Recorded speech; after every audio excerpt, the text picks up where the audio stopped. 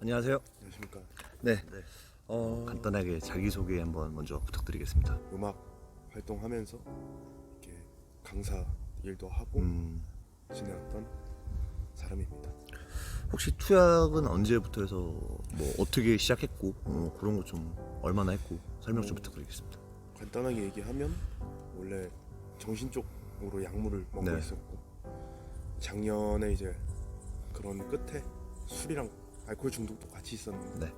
그 끝에 이제 인터넷으로 네. 필로폰 이렇게 검색하다가 뭐 처음엔 해볼까 했었는데 돈이 없어서 아직 못했다가 결국 돈이 좀 많이 생기고 바로 그쪽으로 좀 가게 되더라고요. 그래서 검색해가지고 처음엔 이제 흔히 말하는 던지기 수법으로 텔레그램. 예 네. 텔레그램으로 구입해서 처음에 이렇게 하게 됐었죠. 마약을 보통 투약을 어느 방법으로 하죠? 어떤 방법으로? 타서 마셨었죠. 술에다가? 물에다가? 술이나 물이나 네. 액체랑 액체는 다 타먹고 예, 그거를 보통 되게 자주 했었어요. 2-3시간에 한 번 먹고 잘 그렇죠. 이렇게 잘 안 오니까 좀 많이 그죠. 자주 했었죠. 지금 투약 기간은 얼마나 됐죠?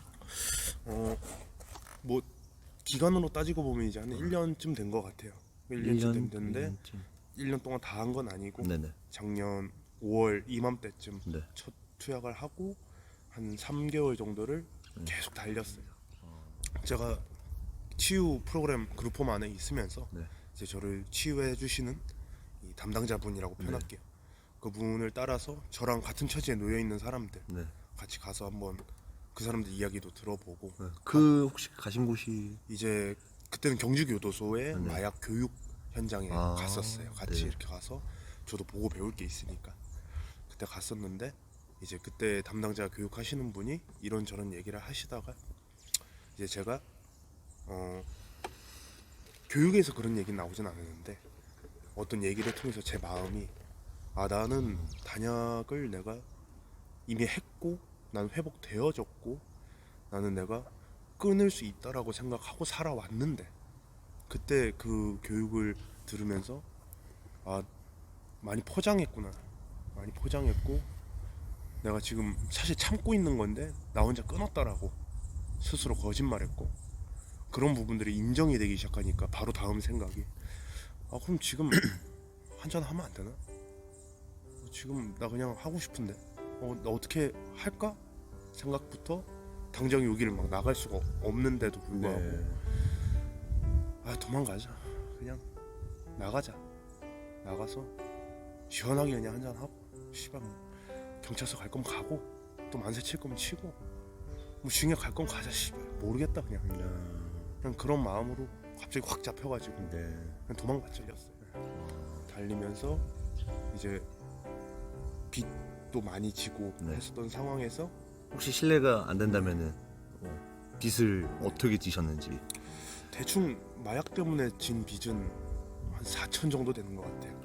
4천만 원 정도 되는 3개월 정도에. 네. 예. 왜냐면 이게 뭐 부대 비용이 워낙 많이 들어가니까 그렇죠. 그것만 했으면 상관없는데 그래서 한 4천 정도를 처음에는 대출로 땡길 수 있는 건 다 땡기고 대출도 안 나오니까 그 이제 작업 대출 같은 거라고 해가지고 사기 대출이죠.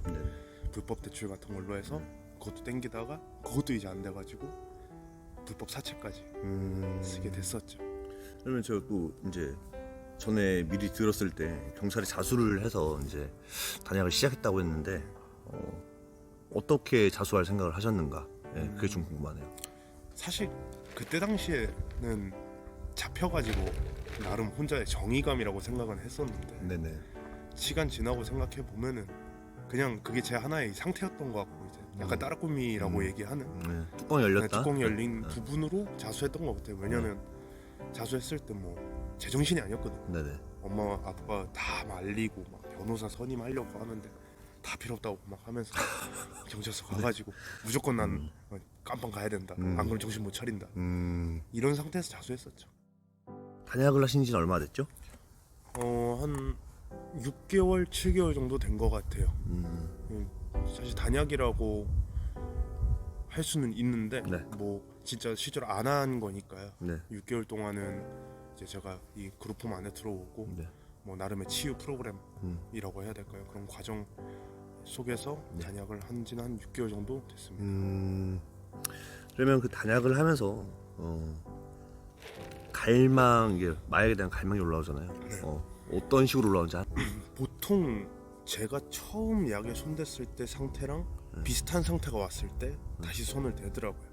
그래서 그런 상태가 어떤 상태였죠? 생각해 보면 네. 저는 원래 정신 문제가 좀 심각한데 네네. 이제 그런 부분들이 이제 하나씩 누가 다 건드려요. 시비를 거는 게 아니라 아, 너 이런 정신 문제 있지? 라고 하는 부분들을 이제 제가 예를 들어 사람에 대한 상처가 있다. 그럼 그런 부분들을 이렇게 자극이 딱 되면 이제 무너지기 시작하는 거죠. 제 상처를 건드리기 시작하면. 그러면은 처음에는 그렇지 나 원래 그런 사람이지 하면서 인정하다가 그게 한두 번 쌓이기 시작하면 이제 사람이 좀 마음이 힘들어지잖아요. 그쵸. 그러다 보면 자연스레 이제 어떤 사람은 술에 생각이 나듯이 네. 저 같은 경우는 자연스레 마약으로 갑자기 석 잡혀들어요. 약을 한잔 하면 제가 바로 항상 하는 게 모텔 방 잡아놓고 뭐 혼자 업소를 간다든지 네. 유흥을 달리러 가는 게 제 하셨고 일상이었으니까. 혼자 하시면서 후에 들었던 감정이나 느낌을 한번 말씀 부탁드리겠습니다. 희한하게 후회가 되진 않았어요. 후회가 되진 않았고 뭐 영상을 보는 어떤 뭐 논란의 여지는 있겠지만 네네. 그냥 좋았어요. 너무 좋았고 네. 너무 그 순간은 너무 행복했고 네. 근데 그런 생각은 들더라고요. 아 나 진짜 나 진짜 중독자 맞구나. 진짜 이거 그죠. 안 되는구나. 네. 진짜 안 되는구나. 그죠. 그리고 더 현실적인 생각으로 나 언제 한번 이제 가겠다. 흔히 말하는 교도소 가겠다. 네. 나 이거 받아들여야 된다.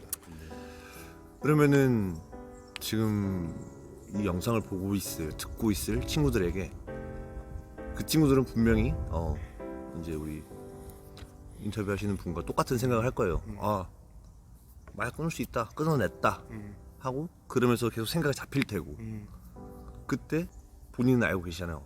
언젠가 무너질 것이다. 그 친구들에게 하고 싶은 말이 있나요? 뭐 길진 않습니다. 길진 않은데 짧게 얘기하자면 본인이 이제 한번 손 대기 시작하고 그게 하루 일상 속에 생각이 나면 이미 중독자가 됐다는 건 인정은 해야 돼요. 사실 그거 인정 안 되면 뭐 내가 맨날 찌를 때 어차피 평생 찌르게 되거든요. 그렇죠. 제가 느낀 바로는 교육자분도 얘기하셨어요. 어떤 법이나 혹은 내 인간관계, 경제적인 부분 때문에 내가 단약을 하려고 하면 사실 절대 불가능이고 네. 내가 중독이 되기 시작하고부터는 사실 중독자로 인정해야 되고 평생 진짜 주기만 길 뿐이지 네네. 언젠가 또 다시 합니다. 다시 하게 돼 있고 그 부분은 벗어날 수가 없어요.